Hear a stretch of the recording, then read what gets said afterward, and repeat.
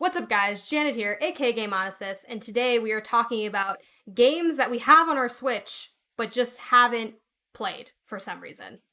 Games that we just have not gotten around to. And today I'm joined by my brother, Edwin, aka E Creates Audio. I'm gonna let him go ahead and introduce himself and why he feels like he'd be a good part of showcasing these unplayed games on our Switch libraries.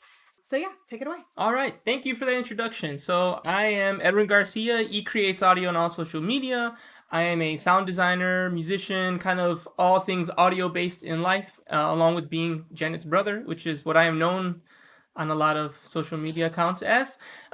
So yeah, I think I'm really qualified for this particular video because I am the master, the king, the grand poobah of people who just don't finish games, don't play the games that they said they're going to play, or make the commitments that they claim they will make. So I spent a lot of nights just scrolling through the eShop, trying out some games, looking at trailers, and if it's not too much money, I'm definitely down to pick up a couple things and give them a shot.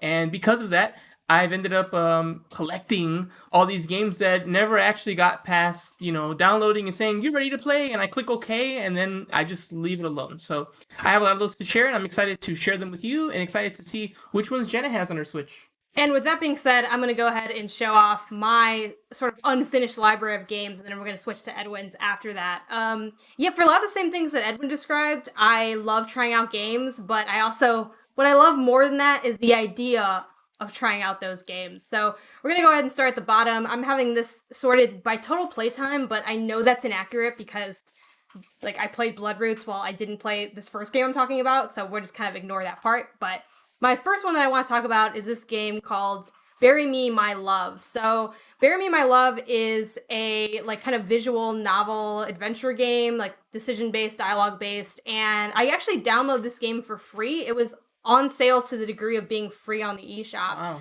Wow. Which is kind of the only reason I downloaded it, because Edwin, you can kind of talk a little bit about this game, because I know you played it and weren't a big fan of it. Right. And I kind of downloaded it on his lack of recommendation. I don't really know why I downloaded it, to be honest. I just kind of figured, I'm a really big fan of story games, so maybe even a not so great story game is an okay time, and it was free. But Edwin, what's your kind of rundown of this game? Yeah, this game, I went through about half of it. It's a pretty short experience. I think it's 2 or 3 hours. And it's a great idea. It was the idea of this Middle Eastern woman kind of traveling from, I forgot, what country it was, but from a country that was, dealing with political unrest and trying to seek asylum. And kind of you travel as her, reading text messages and updates and trying to find a safe passage. And, talking to people and making decisions based on text. Do I take this train? Do I not do this? Do I go this way? They said this is dangerous, but I think it's the easiest way to get there. And that, to me, that pitch is great. Love to experience, new experiences. And I've never, I haven't played a lot of games with that kind of Middle Eastern, perspective. So I was I'm all for it. I love, it was more of a text-based, I'd say, the narrative, but you can argue semantics there. So I like that idea too. I like chill games where I don't have to do much and I'm just experiencing and interacting with the medium in a different way. That was all great. Ultimately for me, it just kind of, it didn't really grab me the way I thought it would. And I thought even with the limited gameplay that you did have, I didn't think it was executed as well with when I can click A, how quickly I can kind of go through my messages and things like that. Just the small nuances, but in a game that has very little in terms of the gameplay mechanic, those really have to hit, because if those miss, there is nothing else. And I felt like there wasn't anything else, so I just halfway through it was I just don't really want to keep going, so I let it go. I talk to you about the game, and like you're willing to take a flyer on these kind of different experience games. I think that's why you're well, he didn't like it, but let's give it a go, especially free, and didn't actually end up doing that. And I said, let's give it a go, and then I just didn't give it a go. And I also don't really have any concrete plans on when I'm going to play this one. The next one I want to talk about is Creature in the Well. This is essentially the way the mechanics work is it sort of has almost this pinball thing almost going on, where you're sort of charging up an attack and then firing off. This game looked really cool. It was heavily talked about on my timeline on Twitter. This was especially embarrassing because I'm pretty sure this falls under the category of it is on Game Pass, which I already have, but I chose to pay for it just to have it on Switch. But then I took it another shameful step further and chose to also just never play it. I can't really remember offhand with how big or how long the game is. I feel like it's a pretty sizable experience, so it was kind of a like, when do I want to make time for this situation? And I'm still waiting to answer that question, is essentially where I'm at with Creature in the Well. The next one I have is Final Fantasy VII, the original. So, got this game because I was on the guide for Final Fantasy VII, the remake, and I thought it might help my perspective to play through the old one. But then I just didn't play through the old one. And like I just kind of ran out of time to get that done. Slash, I never made time to get it done, which is why I ran out of the time. And then I had to play the 7th one, like the remake. I did. I beat it. I did whatever work I had to do on the guide. I did that with, Casey and like 2 other freelancers. So once that was done, I'm like, well, I mean, I could still maybe go back to this, and it's an interesting like comparison point. And I wasn't totally in love with like the remake either, so I'm wondering, would this actually be more enjoyable to me? And that was my first Final Fantasy game ever, so I think given how much it costs and the fact that I already have it on here, it could be a good one to go back to. But it's no longer a priority because the reason I originally had is no longer relevant. I find it highly unlikely you'll ever play this game. That's fair. The next one I have is Headliner Novi News. This game, it kind of barely counts, but I'm still going to count it because I haven't played it on the Switch specifically. This is a game I got to play at MomoCon, which is a convention I went to last year, and I got to be Good one of times, the... huh? Yes, back in the before time when conventions happened. I went to that and I got to play like a big slew of indie games alongside a couple other judges because I was a judge in their like sort of indie showcase award thing. And one of the games I played was Headliner, and I really liked it. It's very Papers, Please. It sort of is, but instead of like, Papers, Please, this whole thing is about like immigration and like who you're letting in and out of the country and stuff. While this one is about controlling the news, and you're like working at an outlet and you're trying to decide what stories do you want to run, and you're like bosses in your ear, but you're also have maybe your own agendas, and like people's attitudes in the street change depending on the news, and like it's a lot of interesting layers to it. I only got like maybe 30 minutes or an hour in while I was judging, because it sort of just works where you're trying to run through all of the games and then maybe go back and spend more time, and it's like a whole weekend thing. It's like a long project, but I really liked what I played of it. It's definitely one of the games I brought up when we were talking about award considerations. I really liked it, so I got it on Switch, but then I just haven't gotten back to it. This one, I think, of the ones I've named so far, is the one I'm most likely to play because I liked it. I know I like it, and there's really nothing else. I'm just waiting to like decide to click it. That's basically like the only barrier there, because I'm super interested in it, and I don't think it's terribly long. Next one, there are so many of these. Membrane is another game that I haven't played. This one Edwin did recommend, and I liked what I saw. I just haven't actually played it. But Edwin, do you want to kind of explain what this one is? Yeah, for Membrane, it's really it's a game that delivers on a promise that sounds unrealistic. The game says that you're basically going from point A to point B, and one of the things they say is that there are so many ways you can do it. And at first, when you hear that, like in a game, I've played enough games, I'm like, what, like 3 or 4 ways? Or is it a lot of ways, but really we're all going to do the same 2? So, only like someone who really zags in games is going to even find those ways. But no, it's legitimate. Like you got like these little like, I'm just going to say pellets, but you have these little pellets you can use to create paths for you to climb on or to connect bridges to travel on and things like that. So you kind of have this building mechanic. But it's not a building mechanic like, let's say, in Fortnite, where it's like, oh, it's already these stacked things. Like, no, it's like just this little pellet, and you can kind of build it like a Lego block, however you want to do it. And it was unique. If you play, the first 3 levels, and then watch someone, on YouTube play it, very likely they did not do what you did. You probably did something silly. And it's really good and creative, and the more they push, the bigger, the more complex the levels get, the cooler that is. It's phenomenal, great for pick up and play. I don't think it's too much money. I can't remember. I can't imagine I paid more than $10. Probably even less than that. And yeah, like I said, it delivers on its promise of multiple infinite ways to get out, and you're gonna have to get creative to find that exit Is the strategy. premise too that like you're inside of a brain or something like that? Yeah. It's like you're inside the brain. You start in the head, I think, and you make your way through the body. It's like Hence the name membrane. yes, and it has like 4 or 5 levels, and you go to the next section of the body. So that's pretty cool as well. Yeah, it's a shame you haven't played this one. This is one I would say you should at least play the first couple levels, because like I said, you won't find any lies in what I said. It's really interesting. Maybe today or never, like, is essentially how these go. These hurt, yeah. Other ones I have, Shelter Generations. This is a game that I think I did play a little bit of it originally on Steam. At least like the first Shelter game, and essentially like the premise of at least that one was that you're a mama badger taking care of your baby badgers, and you're in the woods. The art style is like very eye-catching as well. Like it has sort of this handcrafted, papery, like low poly look to it. I think it's really cool. I enjoyed the brief time I spent with it on Steam, and then the years passed and I just didn't play it again.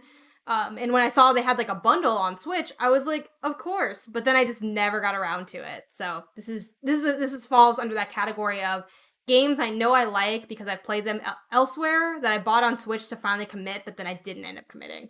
That's essentially what that is. Subsurface Circular, another e-pick that I just haven't played yet. Edwin.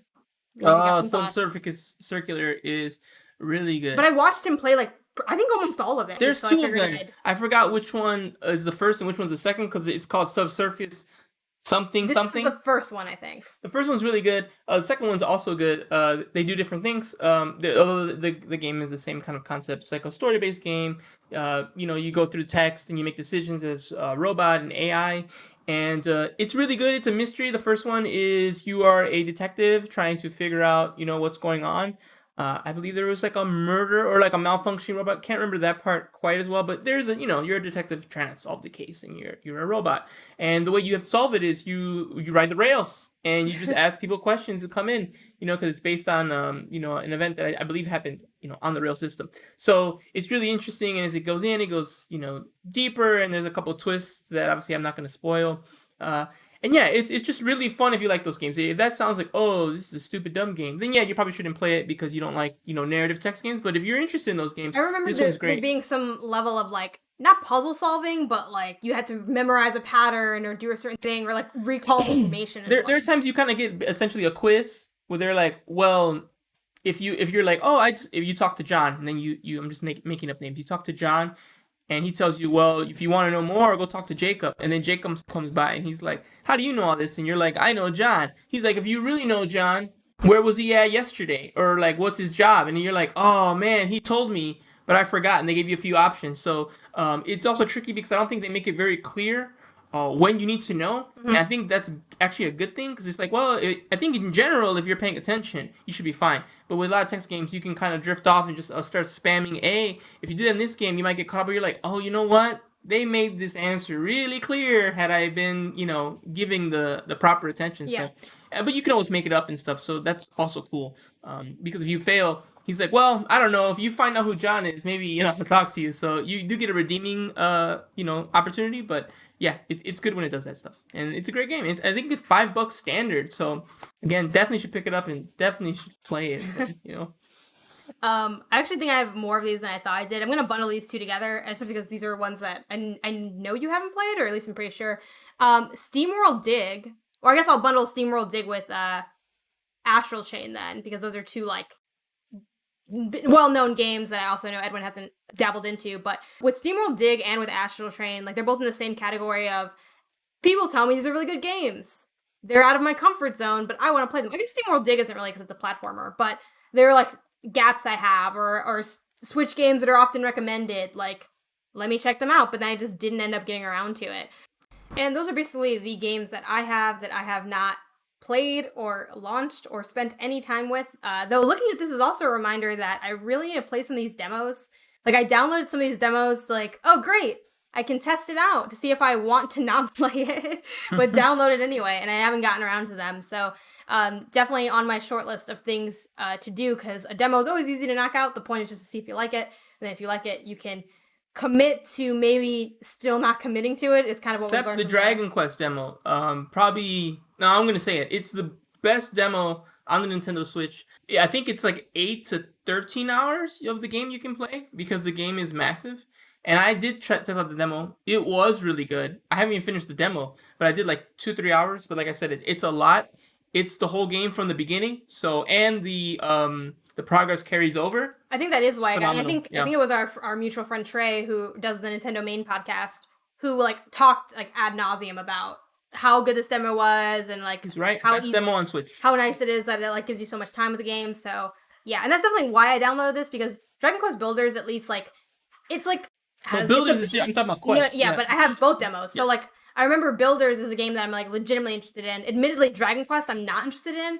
But Trey talks so highly of it, and like demo doesn't cost you anything, so that's why it's on here. It's sort of like, so this is like the gamer I want to be versus like who I really am. Yeah. We know how that goes. But now we're gonna move on to Edwin's unplayed games. All right, so here is my Nintendo Switch and the games that I downloaded but never even pressed the A button for. So, just like Janet, I'm going to do the my total playtime again, by total playtime. What's weird is it's also inaccurate for me, but I already Super inaccurate. I already know the information, so it's fine, but I find that very odd. There are some games in front of games that I did play in front of games that didn't play. Yes. So I don't know how that's Same possible. for me. I don't know why. So I'm gonna go through it. It's still decently accurate, but has enough flaws that don't say, "Hey, why did I say that?" It's like because I actually did press A and start that up. So first on my list is gonna be my most recent one. So maybe it's a little cheap because I'm pretty sure I'm gonna play it, but also it's been like a week, so we'll see. And that is Adventure Pal. They talked about an NVC like a pretty Yeah, good amount. they talked about it a lot, so that's why it's been on my radar, as people say. But for me, it's legitimately on my radar. I put things on my wish list that are on my radar that I'm not sure I'm going to buy. And that way, I'll get an update if it comes on sale. I get an email from Nintendo, which is really convenient. Or when I'm perusing the Switch, I already told all of you that I do a lot, I'll be like, hey, wait a minute. What's in the wish list? Do I want to pick it up now since I'm in the mood? That's why I'm in the shop to begin with. And I'll take a look at it. So I use the wish list like that. It is annoying that when I buy something, it doesn't take it off, but I monitor that and try to keep it clean to what I'm interested in. And Adventure Pals has been on my wish list forever. And finally, they just had a huge sale. I think it's over, unfortunately, but it was like 75% off. The game went from like $15, $20 to like $3 or $4. So I'm like, all right, now's the time. Let's do it. I love adventure platformers. I love cute stuff. This has both. People seem to love it. Like you said on the NVC, people are always commenting this is a darling game. So I said, let's go for it. And haven't played it. So we'll see. This one I do think I will play, but it has been a week, and I have other games on my radar that I'm actually working through. And I'm not sure if I'll get there. All right, so next one is Carry On. This one's interesting because I actually won it through NVC as well. There was a person who was podcast forums. There's a person who was saying, "Hey, I'm gonna give this copy away." I think they got an extra one somehow or something like that. I don't think they just decided to buy this and give it away, but that's what's happened. And they were like, "Just guess between 1 to 100, and the first person to get the right number will get it." And I'm a big Lakers fan. I have this Lake Show Disney kind of shirt going on while they play in the bubble, and I just, for some reason, I thought, I'm like, you know what, I think it's Kobe's number. And I when I came in, it was already a couple hours of people guessing, and I didn't see anyone put it down. So I'm like, if no one puts it down, I'm gonna get it. And I'm like, okay. So then I messaged, I'm like, 24, and they're like, you won. And I'm like, oh man, Kobe did it again. Unbelievable. And I got it. I was really excited. I told Janet, I got the game for free. It's really cool. I'm usually not a big fan of this kind of game because it's pitched as a horror game, and I'm not a horror person. But it's a horror game where it's in reverse. You're the monster. And I'm like, that's kind of interesting. And, I guess the number right, so I get it for free. So let's play it and let's try it out. I think we even talked that day of, maybe like later tonight we'll play it. And I'm like, yeah. And that hasn't happened. Again, this one's kind of one of the recent ones. So I definitely, especially I got it for free, I'm almost forced to play it. It's like, well, if you got it for free, someone wanted that game. Like, you should play it. So I definitely will. But at this time of this someone recording, was allegedly you. Yeah. Yeah, that's true. You were that someone. I feel the responsibility to play the game, so I definitely will. But at this point, that responsibility has not burdened me to the point where I've actually played the game. Yep. So that's where we're at with it. So that's Carry On. All right, Jump Rope Challenge. This came out. gotta play Nintendo put up a tweet when they released it. It's one of those tweets they sent where people were like, "Where's the direct?" And they're like, "Here's a cute little game for free." And that's what happened when they tweeted it out. But I did see it. I was like, "Oh, cool! I'll download this later because it's kind of in it." Actually, I think I'll have Janet explain it better since she actually has played the game. Yeah, Jump Rope Challenge. It's a fitness game. It's a free fitness game. It's really cute. You have like the little avatar, which is the little rabbit, and you can have like different clothes, and I think you can like fiddle with the backgrounds and stuff. It's a very like simplistic game in terms of there's not a lot to do or a lot that it offers. It is literally just jumping rope, but it also tracks like how much you jump rope and how like many days. It reminds me a lot of Brain Age in the sense that they give you the little stamps, and there's something really satisfying about getting those stamps. So I really like that they added that layer in it. And essentially you just grab the Joy-Con, you put one in each hand, and then you jump rope. Like you pretend like there's a rope there and you jump it the same way you would jump rope in place if you've ever done that at any point in your life, which I think is like a pretty common thing to have done, like in a gym class or just like at a gym in your regular life. And it works really well. I'm sure you could probably cheese it, but like, why would you want to? Because the point is to exercise. Yeah. I think it was really accurate. The motion controls were really well done. It's cute. It gets the job done. It keeps count for you. I feel motivated to do it. Like I haven't played it a whole lot, but I've jumped rope several times with it, and I really like it as like maybe a break during your workday. You jump some rope. You can't like really get your heart rate up doing that. It's like pretty like decent exercise. The exercise games on Switch are really, really great, and Jump Rope Challenge I'm sure is. I just haven't actually. It's like a must-have to me on Switch because like unless you hate exercise games or you hate exercise, you need to have this game. Right. It's really well done. Does exactly what it says it will do, and it does it well.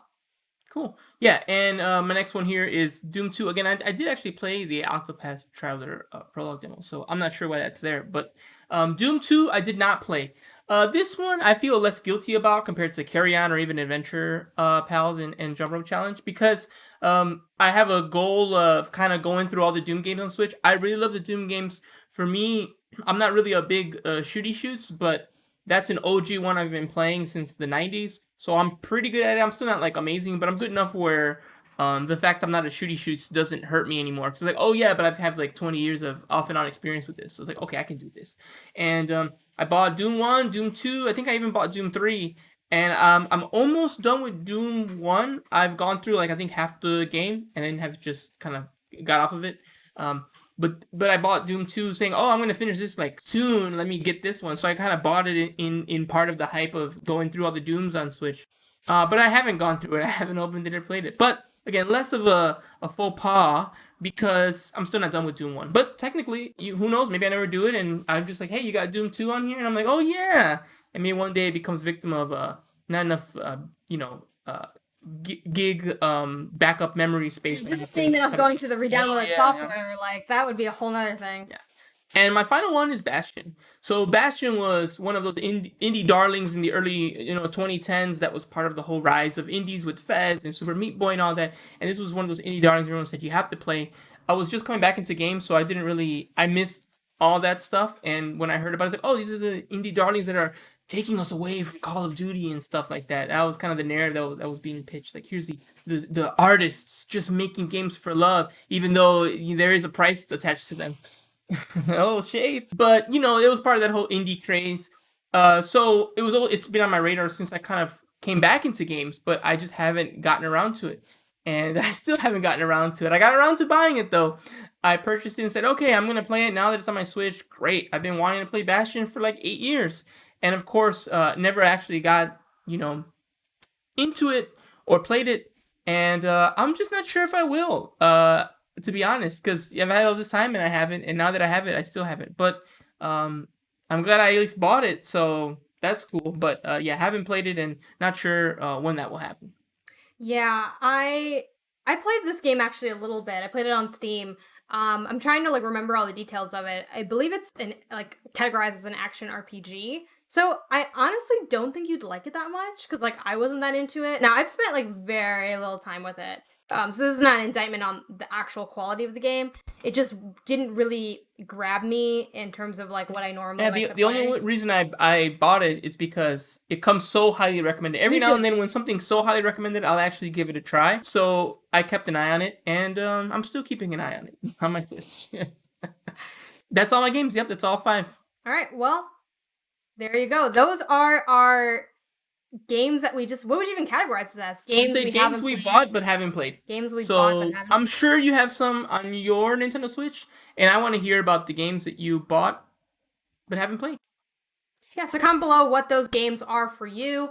Let us know of the ones that we showed off, which ones we definitely have to play. It was really cool having Edwin here to chime in on a lot of the ones that I haven't gotten to, because he had insights on, oh, this one you definitely want to, or this one, maybe not so much. And I had the same for his jump rope challenge. So I guess based on this, Edwin needs to go play jump rope challenge, and then I need to play Subsurface Circular, I think? Yes. Not today, though. Yes. But yes. But someday at some yes. point. And if you want to go another step further, why don't you comment a game you're going to buy that you doubt you're going to play? Are you going to buy that Mario collection and only play Super Mario 64? Or you hate Sunshine? Or, you pre-ordered something, but, you're going to probably just let it sit there because you're waiting for the moment when you have enough time to dig in and that moment never comes? A lot of us want that Mario Game & Watch thing, and we're not gonna. We're just gonna it's just gonna sit here and it's gonna look real cool.